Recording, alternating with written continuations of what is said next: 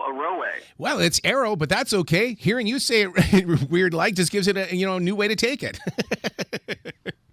I mean, it's like the thing where people have the traditional spelling of the names, but then they have some weird pronunciation. My name's not Maggie. It's Brad, I'll tell you what, man. I have seen more promos for the Cirque du Soleil Las Vegas show Mad Apple. You guys are about ready to rewrite history.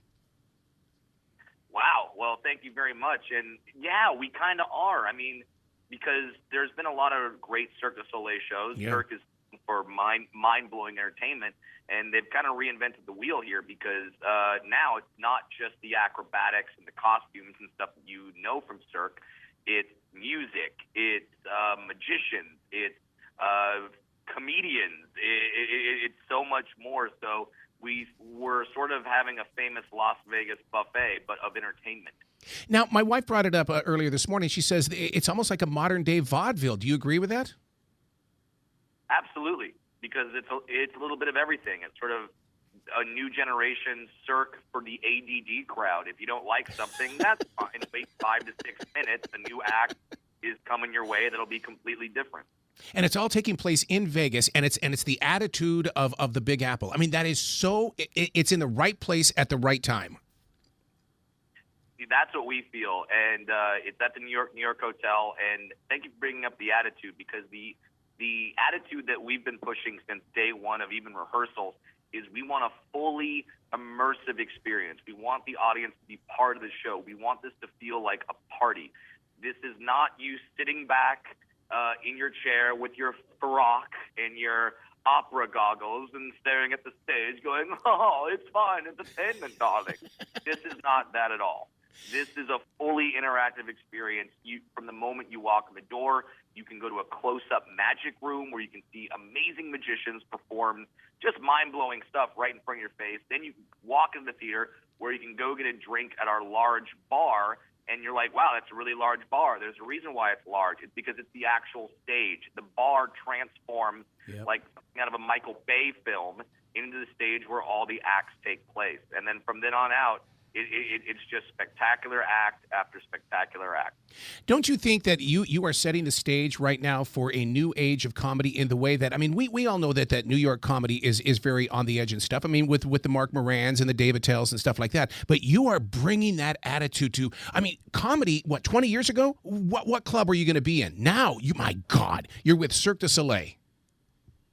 Yeah, I mean, don't get me wrong. Cirque got a comedian for the first time, and I think they chose the right one, because for the first, they had this amazingly original idea of putting a dwarf in the circus. That's me. I do like it because it's kind of a throwback, kind of like what you said, to vaudeville, but also before comedy clubs were established, many comedians had to perform in front of exotic dancers and burlesque shows and in coffee houses, going on in between slam poets. Now it's kind of doing that. We threw out the slam poets because we don't want to put the entire audience to sleep. Great. Now I'm going to get messages from slam poets like, my art is really great. Sorry.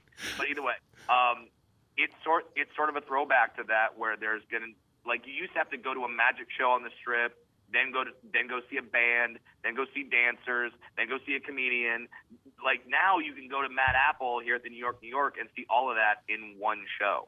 Now, Cirque du Soleil has always been family-oriented. I mean, can the entire family come in? You can, but I would significantly judge your parenting skills if you did.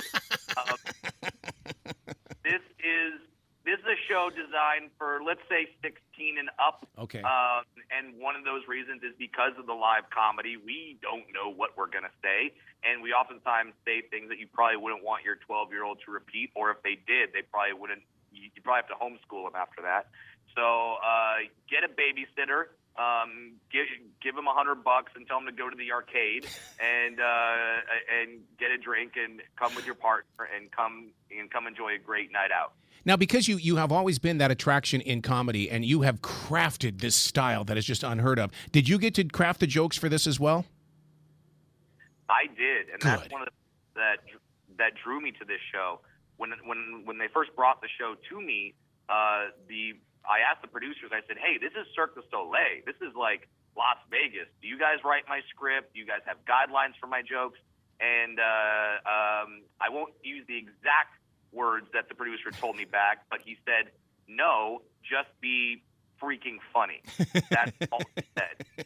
So I have complete free reign to talk about whatever I want to talk about.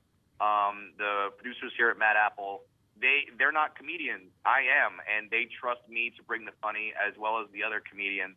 And so far, so good. We're doing a great job. We've gotten nothing but standing ovations every night.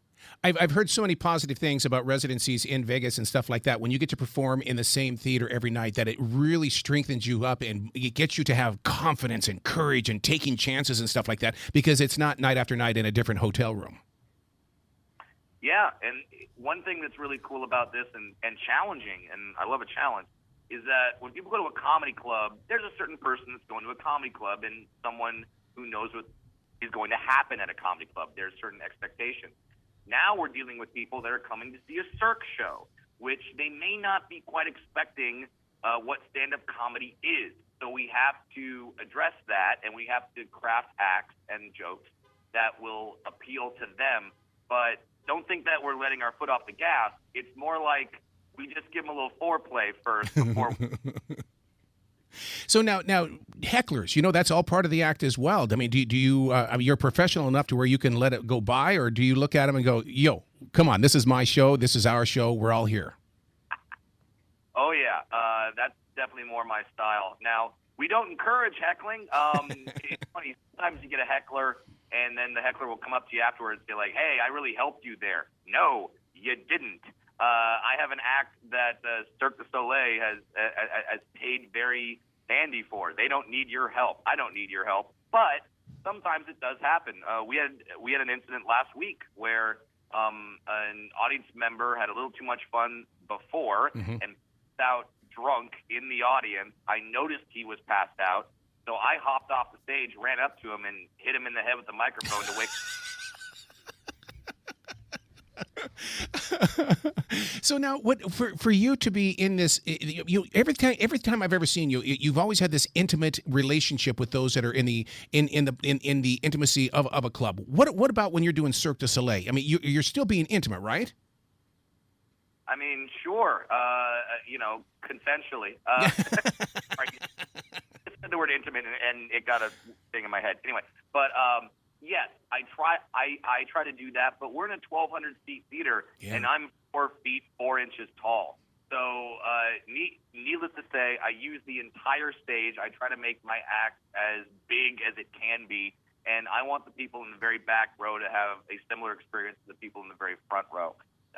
But the intimacy of those comedy clubs is still there.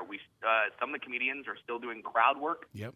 Sometimes we go off the stage and we talk to the audience, and we want the audience to feel as much of a part of the show as we are. And I really feel like we're creating that vibe.